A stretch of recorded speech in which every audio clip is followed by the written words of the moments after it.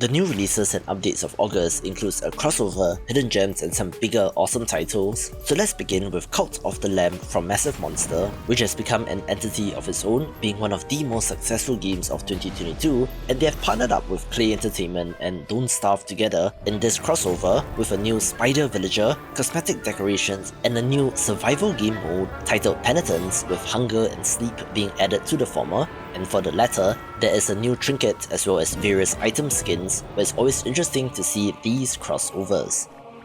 I do like the visual style of Tales of Yore, a lightweight pixel art 2D MMORPG with real-time combat set in a classically designed fantasy world.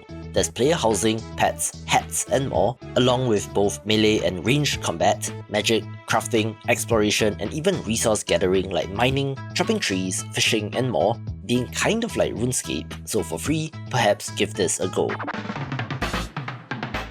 This video is brought to you by Rune Factory 3 Special, in collaboration with publisher XSEED Games and their drop, more on that later. The long-running farming action simulation series makes its way to PC and Switch on September the 5th, and is set in an idyllic fantasy town with a monstrous secret. You play as a half-human, half-woolly protagonist named Mika, who has to bridge the gap between humans and monsters as you farm, fight and fall in love. This has all the elements of a classic farming sim as seen in the footage, like growing fruits and vegetables to sell, mining, fishing, crafting and cooking, but also has a more involved combat element where you delve into dungeons to fight and explore. New to this special edition is Newlywed Mode, a standalone adventure unlocked after marriage to each of the 11 eligible bachelorettes, as well as a Hell difficulty mode which makes things much tougher. This series has always been a standout on consoles and handhelds, so it's nice to see modern platforms get some love, so if interested, check it out via the link in the description below. For indie developers and content creators, Their Drop is a service which allows for more creative promotion of games through challenges or dares that creators can complete, the reward of which are extra keys and free stuff for your fans, so check out their services at theirdrop.com.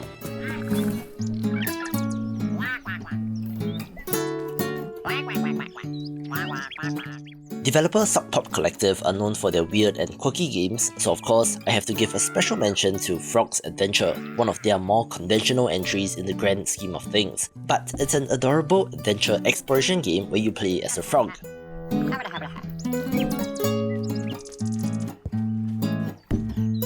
You're attempting to lift a curse, done through classic point-and-click adventure game stuff such as talking to characters, collecting items, and then using these to solve puzzles.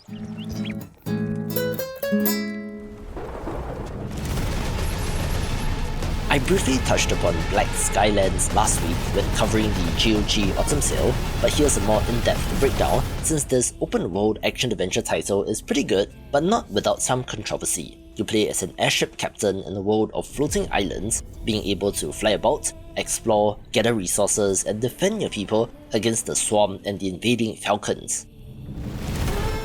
There's a nice variety of airships to choose from, as well as good twin-stick shooting combat, so it's a decent entry all around. However, if you did not play the early access version, you will not see this at all, since apparently the developers did take community feedback into account and seemed to have dumbed down some of the systems in the game, such as distilling the upgrade system down into only where one currency matters and stripping out some of the customization aspects, but yet it's alright overall and I think it's still worth a play.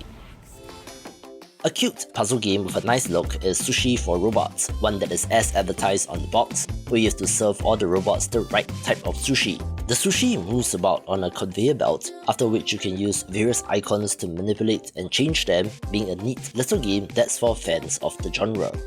How's everyone doing tonight? Doing good? Hey, it sounds awesome.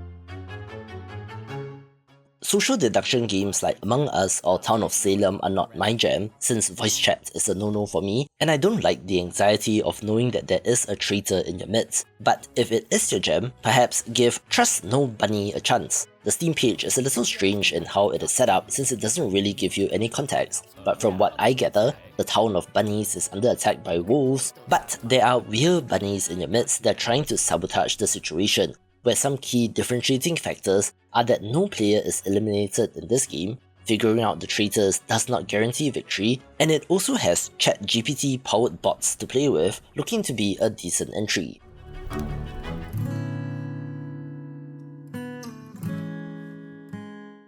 This 2-player co-op title also releases out of early access, where in BOKURA, you play as 2 boys who ran away from home, having to work together to get as far away as possible. However, things take a turn for the weird with what appears to be alternate realities, one with anthropomorphic animals and the other with weird robots. Co-op titles can be great with a friend, and in terms of gameplay, the game is pretty good, but however, we must address the mixed reviews.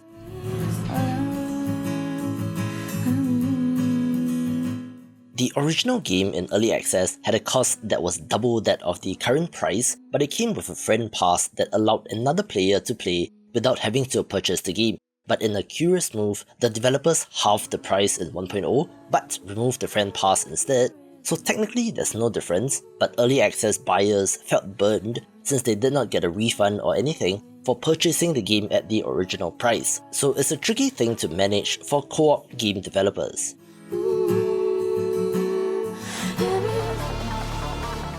A paid incremental game with more than 1,000 Steam reviews in 2023 was not on my bingo card, but yet that is exactly the case with To The Core, one where the gameplay loop involves extracting resources and mining planets to their core, using these to research and upgrade so that you can then repeat the same on a different planet. But it helps that the quote-unquote action is not completely hands-off. I suppose in some ways, things have folded onto themselves once again, with this having the dopamine-inducing explosions and chaos that is typical of a Vampire Survivors game, but goes back to the incremental game genre, showing how circular things can be in game development.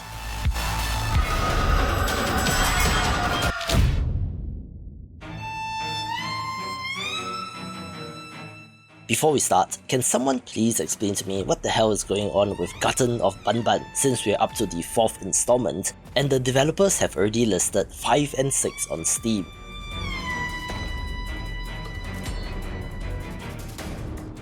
I know, mascot horror games are a thing, but the sheer number of these and the rate at which they're being put out seems excessive, but people seem to be liking this, so good for them, I suppose.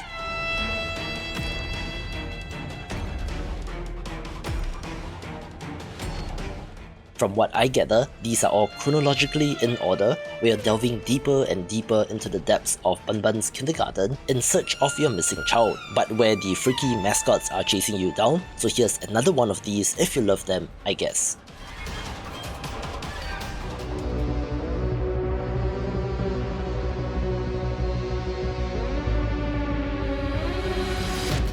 The dark sci-fi roguelike platformer Trinity Fusion has an interesting 3-dimension structure where you play as various versions of the same character, and they just released Major Update 2 titled The Overworld. It adds a new location, which is an absolute maze of stone and circuitry, a new boss which you see right at the start of this segment, 2 enemies, a new vendor, a new set of upgrades and quality of life improvements in the hub area, making this even better.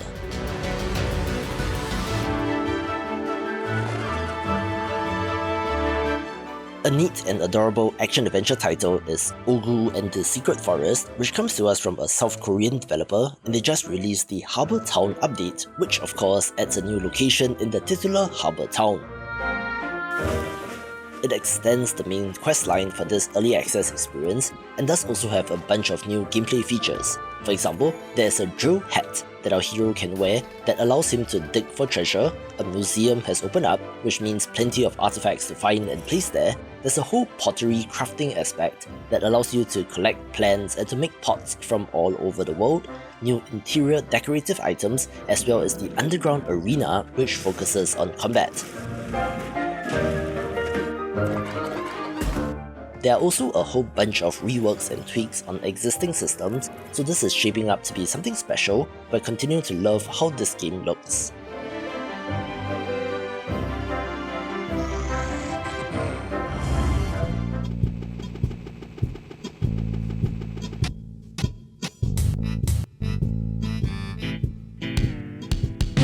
Nobody do anything dangerous.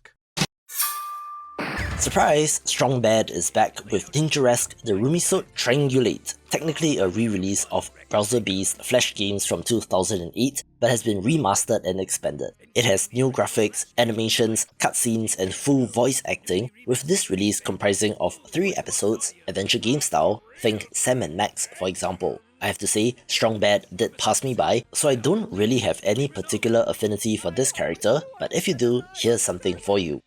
You're sitting in my car with all new cutscenes and great graphics.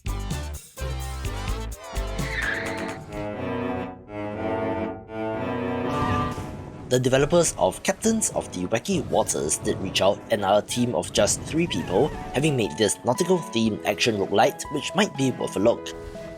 You choose a ship and sail forth on the high seas, doing battle with other ships and sea monsters, while you upgrade, get more crew and collect booty. But if and when you do sink, pick another and go all over again. It does look pretty nice and has the typical roguelite progression systems, such as unlocking new playable captains and ships, so if you love the genre, do give this a go. This next title has been chugging along in early access, and even then did garner quite the amount of attention since Dungeon 100 looks like Diablo, but is actually an auto-battler / incremental game. Again, like Vampire Survivors, this game is a dopamine-producing slot machine with a whole bunch of flashy animations and effects as you look to craft your own overpowered build, running through the dungeon and slaughtering enemies by the dozens, with the twist being that when you beat a big boss, your current character actually replaces the boss for your next run, so it's weird and meta and pretty interesting, so do check it out. Boomer shooter fans, this one's for you. After a little bit of a delay, Turbo Overkill launched in version 1.0 to an astounding reception since it is all action all the time, and is about as ridiculous as you might think. For example, our character is named Johnny Turbo and has chainsaw legs and even a chainsaw bike for crying out loud, along with an arsenal of deadly weapons as he takes on the forces of an AI known as Sin who has taken over his hometown. In terms of aesthetics, this is Blade Runner meets Doom, combining cyberpunk with the ultra-violence of 90s shooters, but modernizes and tweaks it in interesting ways. You can wall run, dash, grapple hook, and even slow down time with rockets in your arm, and is frankly pretty absurd, which makes it awesome. Modern Apogee Entertainment is a very interesting publisher in the indie game space, so it's great to see a success like this under their belt since it just jives with their vibes, and if you love this, check out more upcoming shooters in this video.